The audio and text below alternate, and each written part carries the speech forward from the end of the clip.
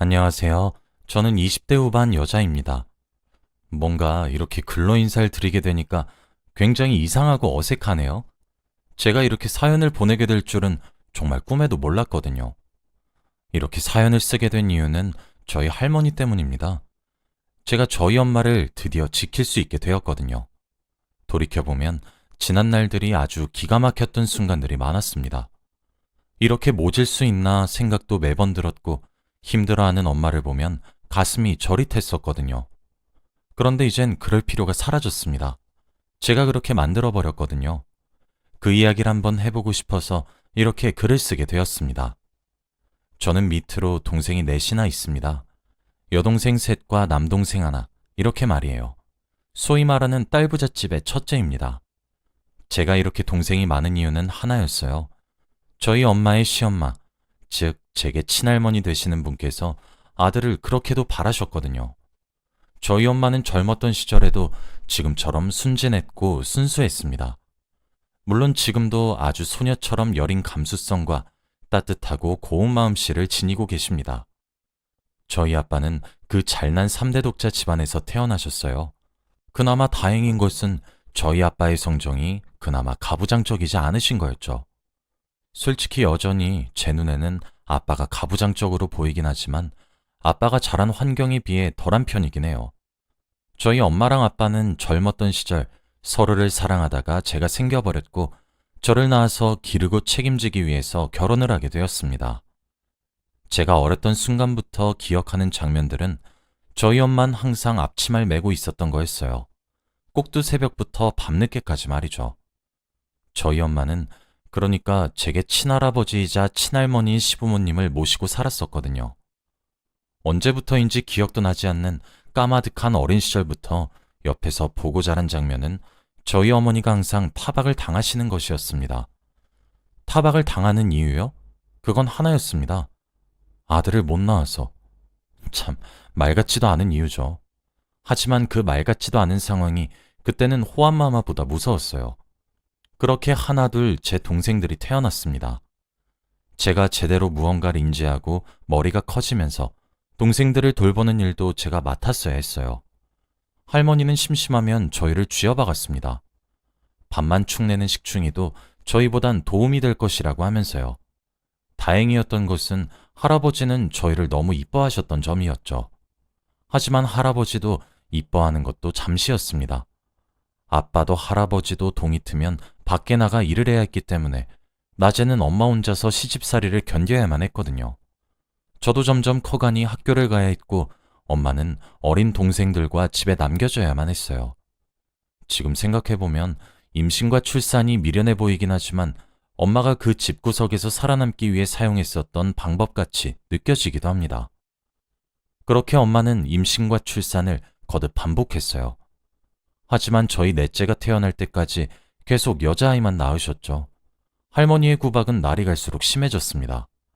아빠와 할아버지만 자리를 비우시면 애도 못 낳는 년, 쓸모없는 년 등등 저희 엄마를 낮잡아 부르다 못해 아주 폭언을 휘두르셨고 등짝을 내려치거나 머리를 후려치거나 손찌검도 서슴지 않으셨어요. 저는 그럴 때마다 울었습니다. 제가 세상이 떠나가라 울면 아빠와 할아버지가 상황을 알게 될까 염려하여 할머니가 자리를 서둘리 비우셨거든요. 아빠와 할아버지를 붙잡고 제가 매번 할머니가 엄마를 괴롭히고 절 때린다고 일러바친 적이 종종 있었거든요. 그럴 때마다 아빠와 할아버지가 할머니를 엄청 혼내켰고 그러고 나면 하루 내지 이틀은 잠잠하셨었죠. 그래서 그 또한 제가 살아남는 방법이었습니다. 하지만 제가 그렇게 행동할 때마다 저희 엄마는 저를 꼭 끌어안고 미안하다고만 했어요. 엄마가 못나서 미안하다, 엄마가 죄인이다, 이러시면서요. 어린 마음에 그게 무슨 말인지 정확히 알 수는 없었지만 그렇게 말하는 엄마가 싫었어요. 그렇게 제가 11살이 되던 해 저희 집 막내가 태어났습니다.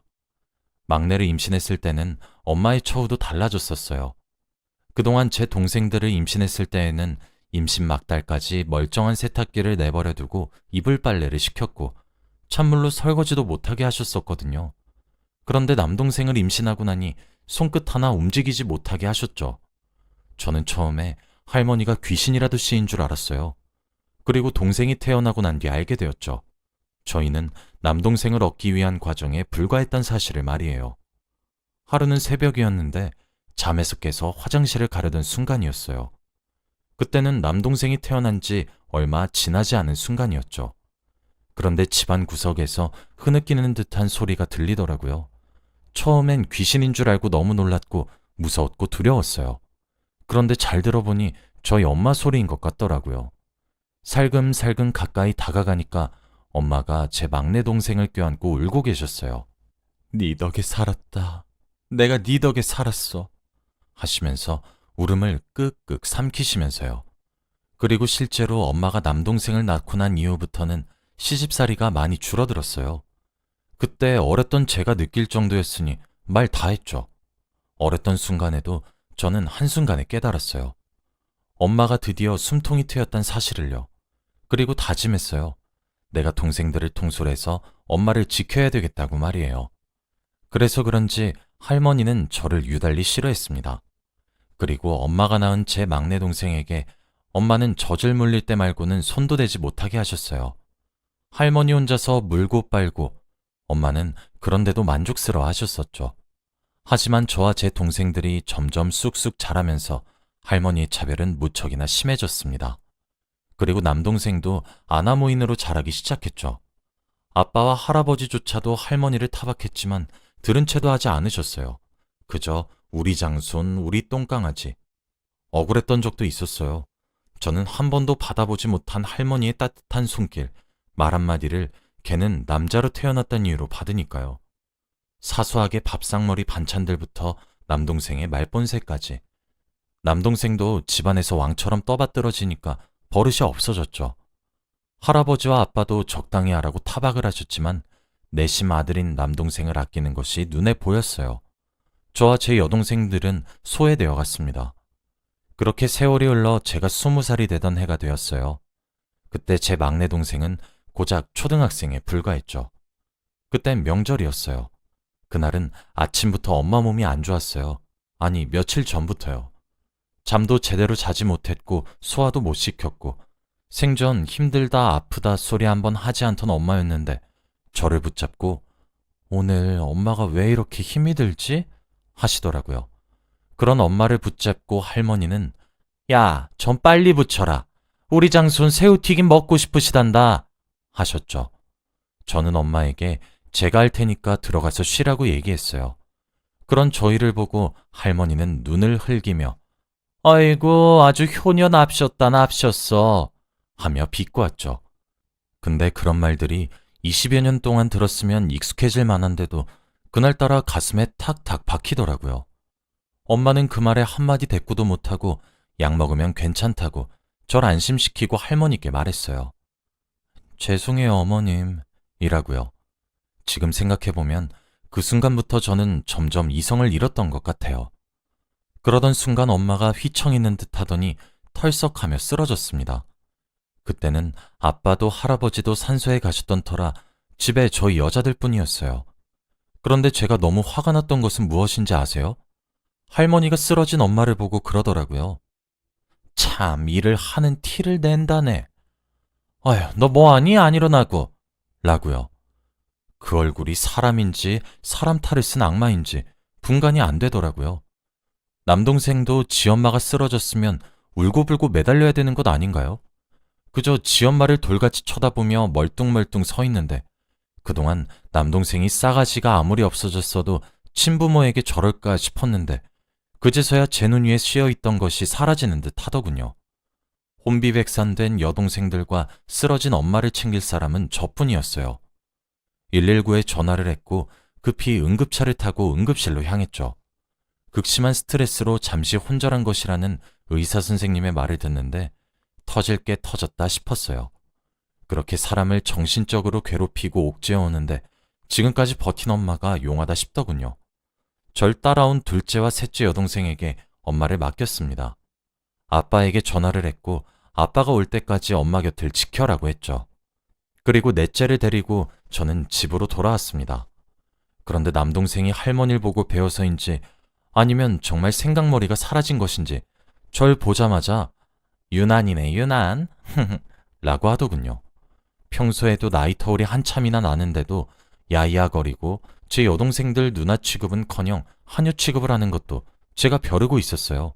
그나마 저는 조금 어렵게 대했거든요. 적어도 남동생은 그날 하루는 쥐 죽은 듯이 있었어야 했어요.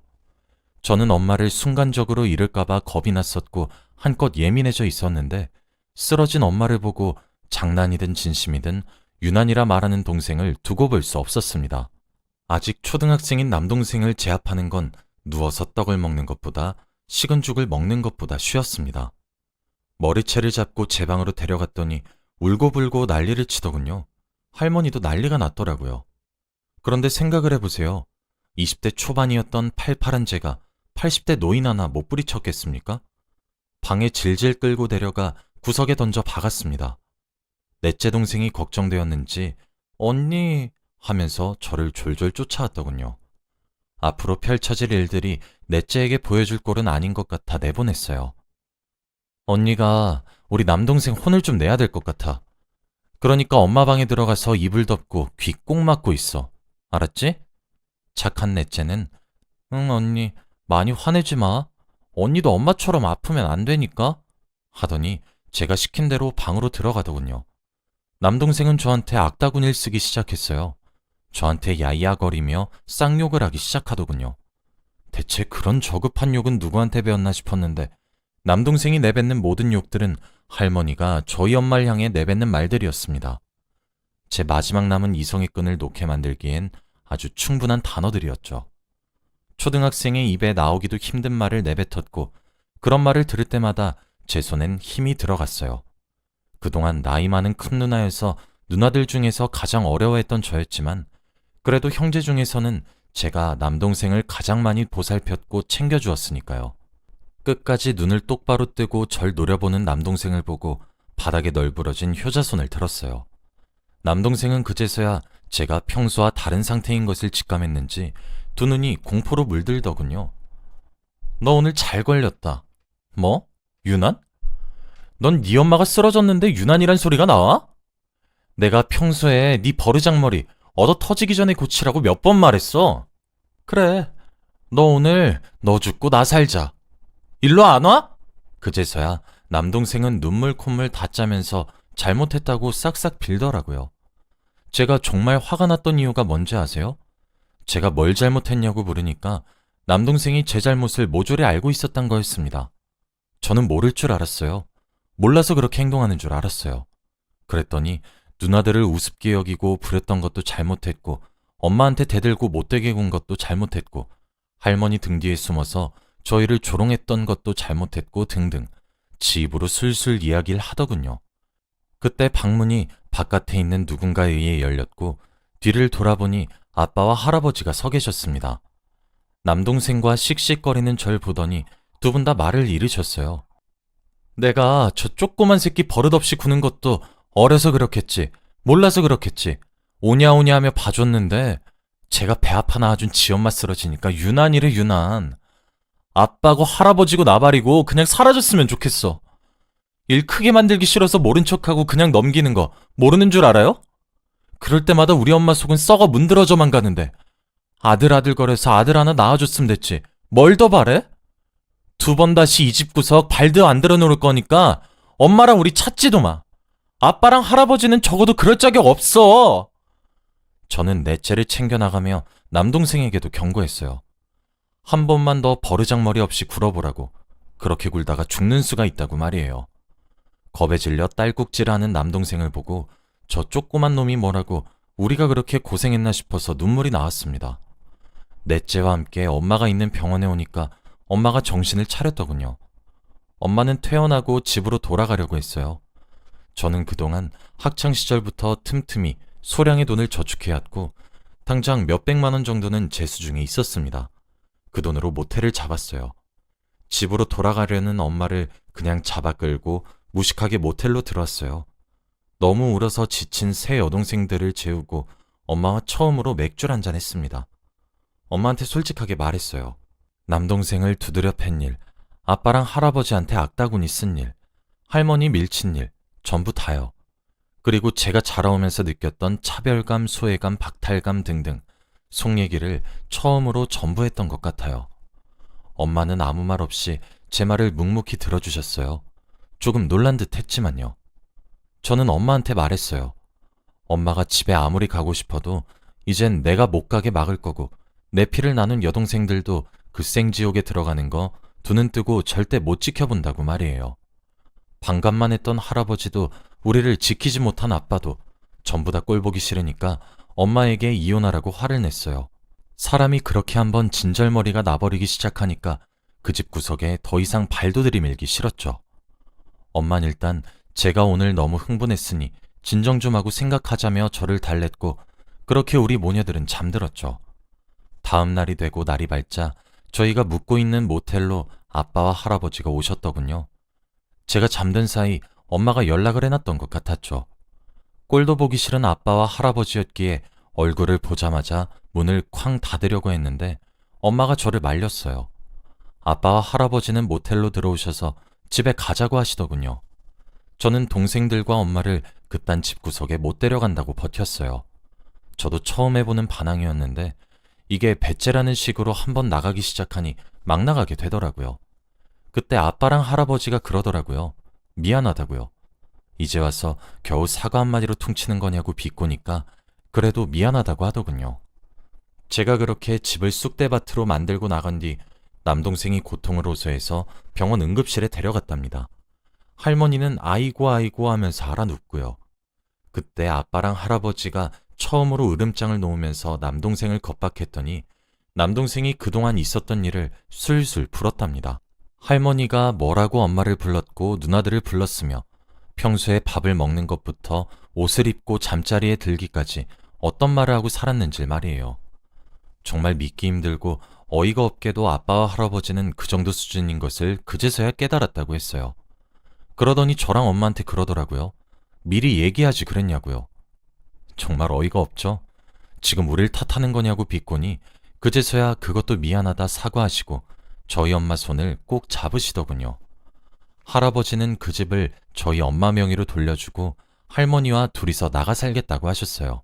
그러니 함께 집을 가자고 하시면서요.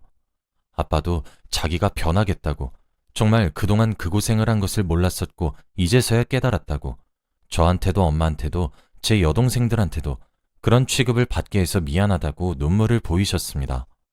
저는 악어의 눈물처럼밖에 보이지 않아 꿈쩍도 하지 않았는데 저희 엄마는 저와 다르게 마음이 흔들리셨고 엄마까지 달라붙어 저를 설득하기 시작했습니다. 저는 할아버지랑 아빠한테 말했어요. 집에 들어가는 대신 할머니 내보내라고요.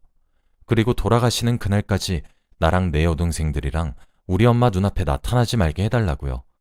그 조건 하나 못 들어줄 거라면 변하겠다는 아빠 말도 믿을 수 없다고요. 아빠와 할아버지는 자세하고 구체적인 제 제안에 망설이는 듯 했지만 솔직히 제가 그때가 돼서 할머니를 다시 만나고 지내는 것도 현실적으로 어려운 편인 것은 맞으니 이내 알겠다고 고개를 끄덕였고 그렇게 저희는 집으로 돌아갔습니다. 할머니는 저를 보자마자 경기를 일으키려고 하시긴 했는데 할아버지가 적당히 하라며 소리를 빡 지르니까 조용하게 입을 다무셨죠.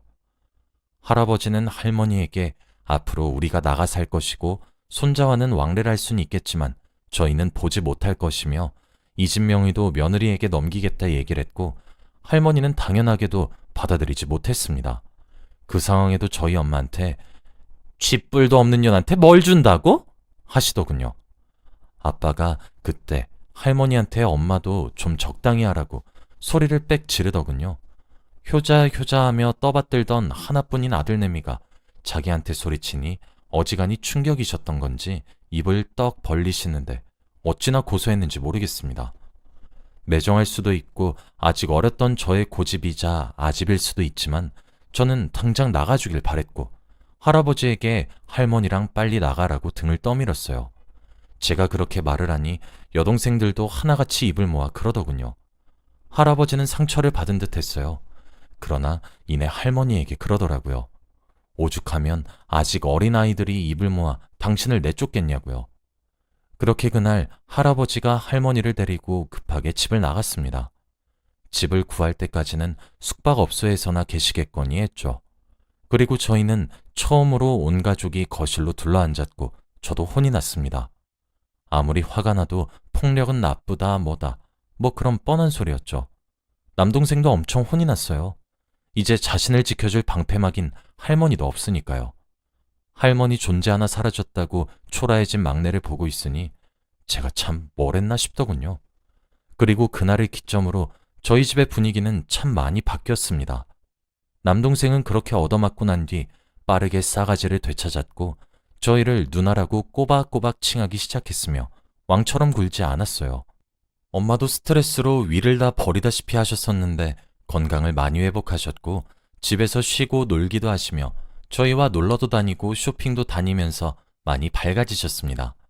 얼굴빛이 화사해졌죠.